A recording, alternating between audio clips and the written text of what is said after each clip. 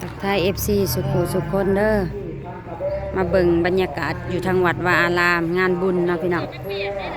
วันที่26แล้วมื้อนี้เนาะอยู่ที่วัดศรีสมเสริญบ้านนโมงเมืองไซภูทองแขวงสวรรณเขต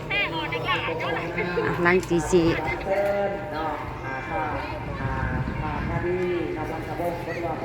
คันผู้หลายคนก็แบ่งไปแบ่งมาคันผู้น้อยคนคือป้าเมานี่ก็แบ่งเวลาเนาะค่าเช่าขาย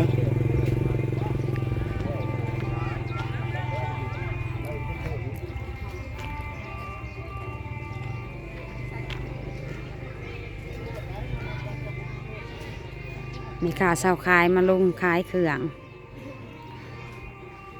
เวทีก็ลงมาตั้งแล้วเฮาสิไปเบิ่งทั้งทีมงานแม่ครัวเฮาบัดนี้จักสิทั้งใดทั้งยามาส่องเบิ่งทั้งทีมงานแม่ครัวก่อน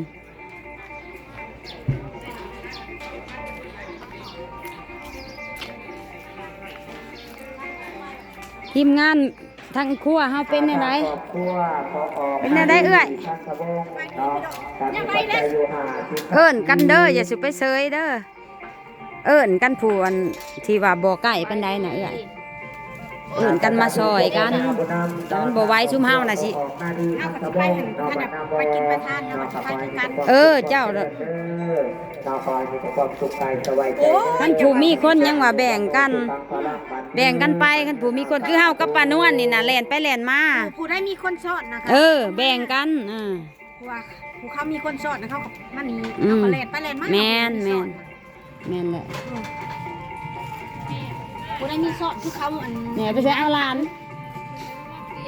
มาเปลี่ยนกับมาเฮ็ดน้ำหมูนี่แหละลูกเพิ่นใส่ยังก็เฮ็ดเฮาก็ข้างและนำข้าวปุ้นนะเฮ็ดแล้วบ่นี่นะเขามาเบิ่งไปก็เคยเฮ็ดอยู่เฮ็ดแซ่บแล้วก็แซ่บแบ่งเพนแล้วบ่อีนางยังคันข้างขึ้นใหม่มันยังบ่ทันอะไรข้างว่ามันยังนอนสิคันมันสุกแล้ว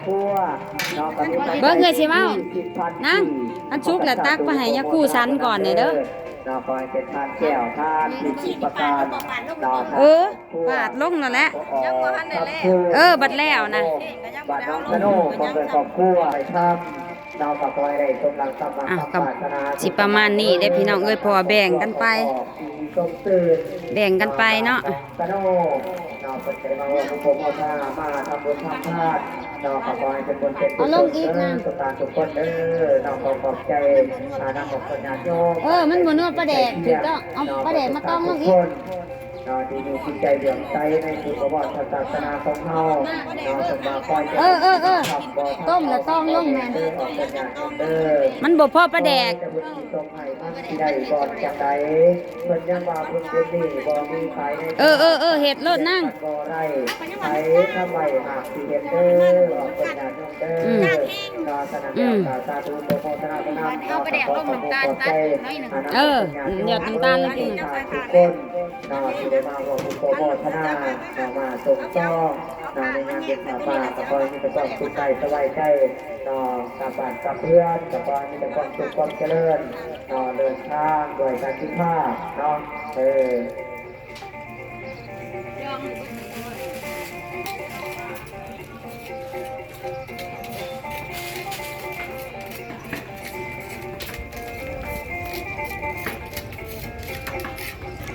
บรรยากาศอยู่ทางวัดว่าอารามของเฮาอันนี้เนาะปกติก็สิแตกอยู่สวดและเมื่องานแต่มันก็บ่เป็นดังนั้นเพราะว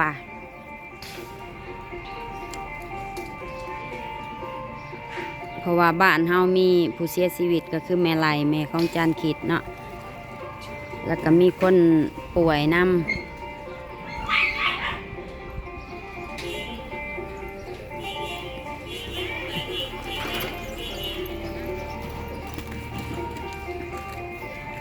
คือบ่ปาดแยกทั้งมันจะง่าย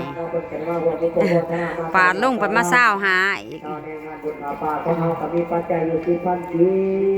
กีบนอกคาถาตูโกโมทนาบุญนำเด้อขอเป็นทางแก้วตากีบประการนอและก็ก็ซ้ำมาแยกมันจะง่ายแล้วล่ะฮู้ได้บาน น้องตะโน เพิ่นเป็นหยังเพิ่นคือเปลี่ยนเพิ่นเมื่อยบ่ ในบาทสวนบริวารสวนของเด็ก เออเพิ่นอยู่เด้ออ๋อ ต่อยอดต่อรำ เอาอีร้อยสิได้นอนนำบ่ บ่ย่านเพิ่นเด็ดน้องมาแล้วจักไผ เออ ขอให้เจ้าเรื่องยาวมันพันปีอย่าเวลาเด้อสวรรค์สวนเด้อกาตาขอให้ใจอยู่เรื่อยที่แต่เป็นเบาเด้ออายุเรื่องยาวไหล90 ปียังปล่อยลอยอายุห้อย9 ปีแล้วยังรอล้นเดินพ้นเด้อสวรรค์สวนเด้ออาสาธุ ปกติคนก็จะร้ายเนาะเขาเป็นว่า ล่ะ อืม แต่กษาธุโปรโมทนาบุญนำครอบครัว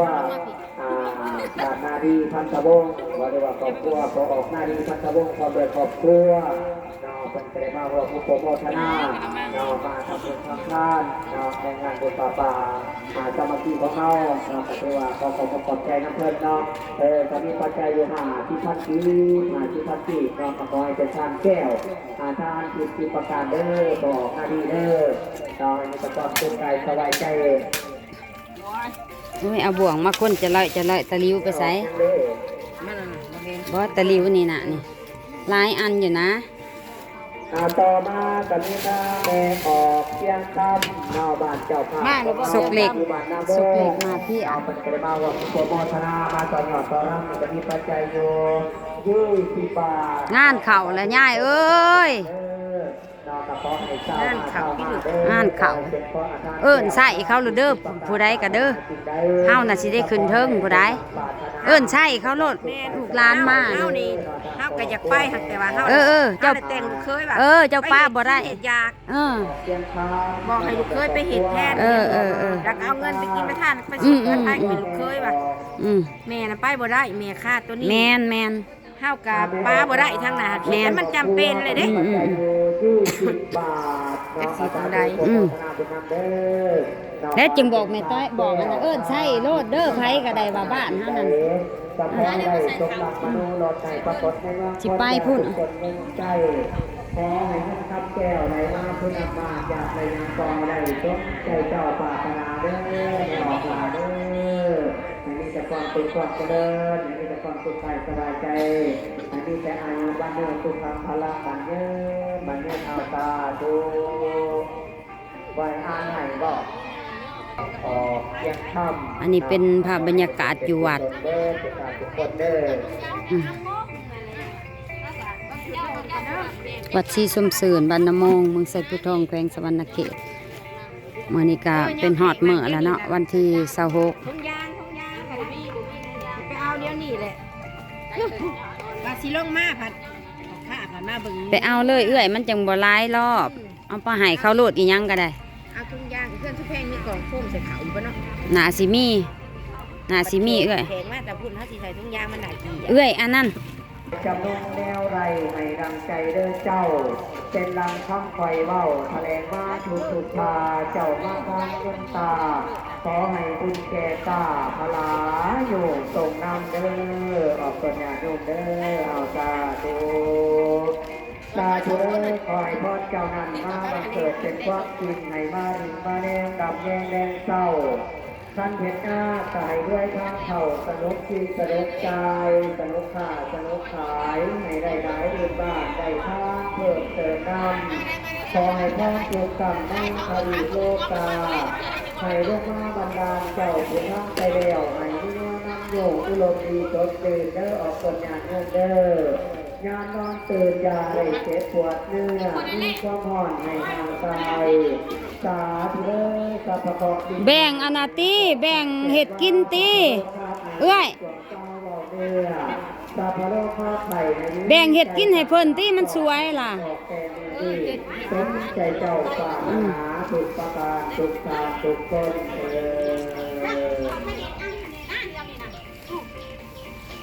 โอ้ยเขาไปเฮ็ดเอา อืม